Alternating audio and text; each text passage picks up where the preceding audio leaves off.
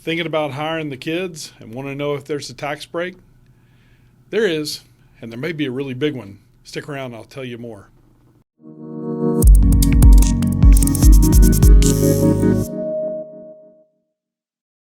Hey everybody, Tim the Taxman Thompson, and I'm coming at you this week with another one of those questions I get asked all the time, and it's usually asked as a quick question.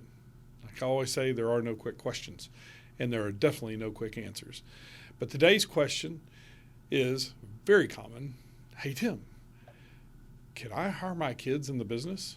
And I usually, very quickly and usually a little smart alecky answer back, well, sure, it's your business. You can do whatever you want. But given that this isn't a public setting and people out there online can certainly take this and cut it apart and hold it against me later, I want to make sure that you understand. I'm being a little facetious. Can you hire your kids? Absolutely. Can you deduct the expense? Sure. As long as the work they're doing is legal type work and it counts as a deduction, then yeah, absolutely. Now, usually when that question gets asked, somebody has heard something from somebody, some friend, read it on Facebook, who knows what, that says that there's some kind of special tax break for hiring your kids. So I want to kind of slice and dice that a little bit here and try to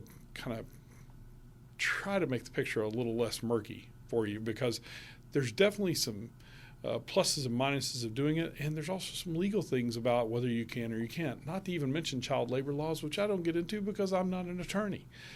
So up front, I'm going to tell you, as long as you're adhering to child labor laws and you've passed that check mark, you can go on to figuring out whether there's a tax break. Now, for purposes of this, whether you're watching a video, listening on a podcast, whatever, for purposes of continuing this conversation, I want to make an assumption, and that is that the assumption is the kids are going to be doing real work.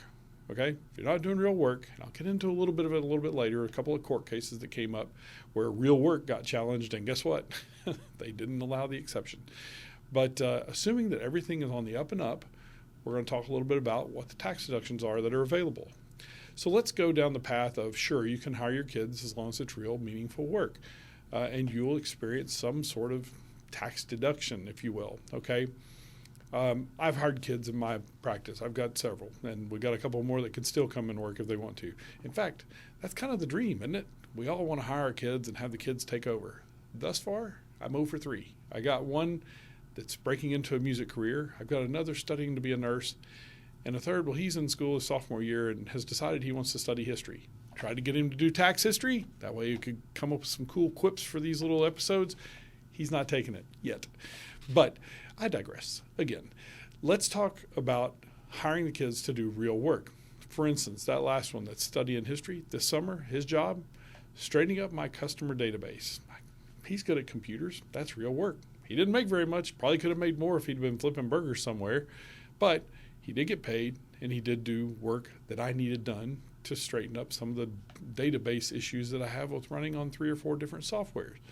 That's legit work. And guess what? It's work that I really wanted to have done that I didn't spend my time doing at my hourly rate. Instead, could shift that money to a family member. And that's one of the big benefits of hiring your kids in your business, is that you shift that income down to somebody else who would be in a lower tax bracket. That's the primary goal of all of it. But like I was saying earlier, usually when people have asked me this question about, can I hire my kids in my business, they're looking for this, what I call triple crown of tax savings. And that triple crown only applies in very specific cases. Remember, my answer is always, it depends. Well, here's where it depends, and here's what the triple crown is. If you run a business as a sole proprietorship, or a partnership, I'll get into that in a minute, but if you run a business as a sole proprietorship, then you're eligible for the triple crown. Now, I want to clarify one other thing. If some tax guy somewhere, some tax person somewhere has said, hey, you are an LLC being treated as a sole proprietorship, stop the presses. You don't qualify because you're an LLC that has elected to be treated as a sole proprietorship. So what do I mean about sole proprietorship? It means you've never registered with the state to be in business. Now, that doesn't mean you haven't registered in the state to be licensed to do certain types of work. That's a different type of registration. I'm talking about registering your business usually with the Secretary of State in whatever state you're in, usually with the Comptroller's Office or a Department of Revenue or whatever, depending on whatever state you're in, to operate business and ultimately pay business taxes. So that's what I mean when I'm talking about unincorporated business. If you're a single member LLC, and you may remember this terminology being called a disregarded entity, which I took personal offense to because it sounds like, why am I getting disregarded? I just want to be validated in business, but I see a counselor for that. But literally, disregarded entity actually in this case would set you up for failure. It means that you have registered with the state to be in business, and therefore this cute little Triple Crown not available to you. So if you're a sole proprietor, see this a lot, like for instance in real estate agents. I see it in plumbers. I see it in a lot of the trades where they've done a DBA but they haven't set up an LLC. Listen close. Before you run down and set up that LLC, this might be something you want to explore. I'm not saying this is the greatest idea since sliced bread, but it's a pretty good one. Okay? Now I mentioned earlier partnerships. If you're in a partnership but the only other partner is a spouse who is also the parent of that child, you also qualify here. So that's a little asterisk on the sole proprietorship that I mentioned earlier. If you're a partnership and the other partner is a parent of the child, then yes, this still applies. Okay, so what's the Triple Crown? I already mentioned that if you paid a child, a dependent, to work in your business, you're going to get generally just the tax deduction of the expense of paying them. But when you hire your child inside of this sole proprietorship, and just for simplicity, I'm just going to refer to the sole proprietorship. Just know that if you're in partnership with partnership with a spouse who is also the parent of that child, this also qualifies for you. There's the end of the parentheses. Okay, the sole proprietor pays this dirty word that we call self-employment taxes. Okay, and self-employment taxes is the Social Security and Medicare for both the employer and the employee side of taxes. So if you're used to a paycheck environment where you've had Social Security and Medicare withheld, well, self-employment taxes, because you're a self-employed, you are both the employer and the employee. And what you may not know is when you get that paycheck and it shows Social Security and Medicare that are withheld, guess what? Your employer's matching that. So if you had $100 withheld for those, they take your $100, they match it with another $100, and they send it off to Social Security Administration on your behalf. Okay? So self-employed people, guess what? Their employer and employee, guess what they get to do?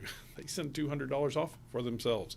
So there's a nice little savings there if you're paying a dependent to do reasonable work at a reasonable rate, and it's legitimate work. They're reducing, this is the second of the Triple Crown, they're reducing that self-employment taxes. Guess what else?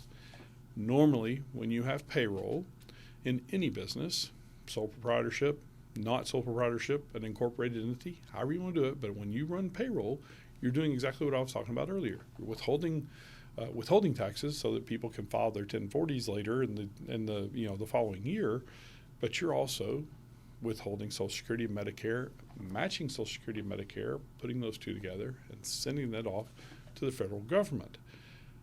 But guess what happens? This is the Triple Crown. When you hire that dependent in your sole proprietorship, guess what you don't have to pay? As long as they're under 18, they don't have to pay. You don't have to withhold Social Security and Medicare on either side from their check.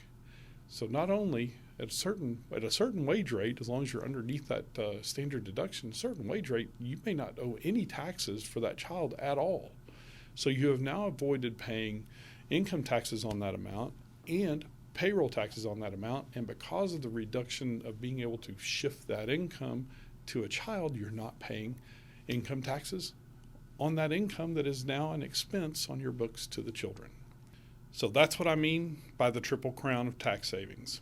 You're going to reduce your income taxes, you're going to reduce or not have to pay or withhold payroll taxes, and it's also going to serve to reduce your self-employment taxes as well.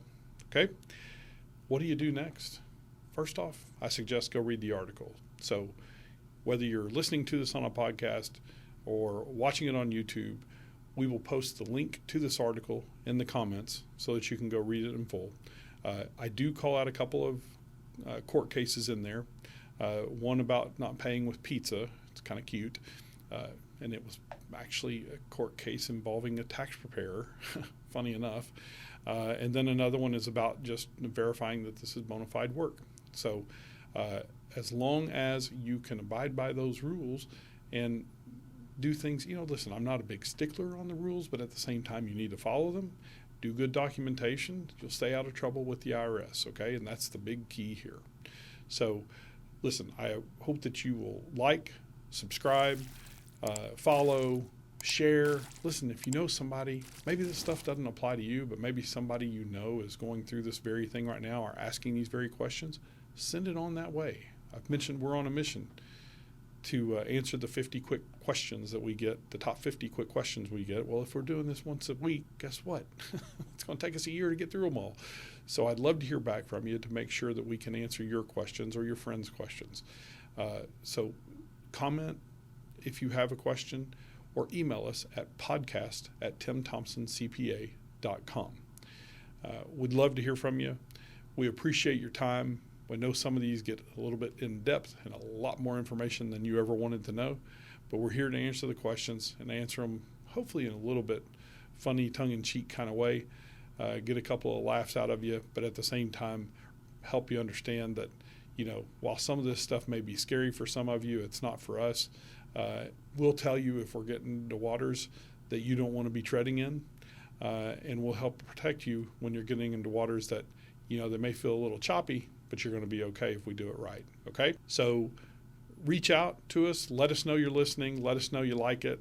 Let us know you don't. Let us know that you don't like this green shirt, whatever it is. Is it green? I don't know. Anyway, and then, it's really light green, okay? Seafoam green, right? Is that what they call it? Anyway, let us know that you like what we're doing, and give us some encouragement to go directions that you'd like to hear about as well, okay? We'll leave you with that and wish you the best.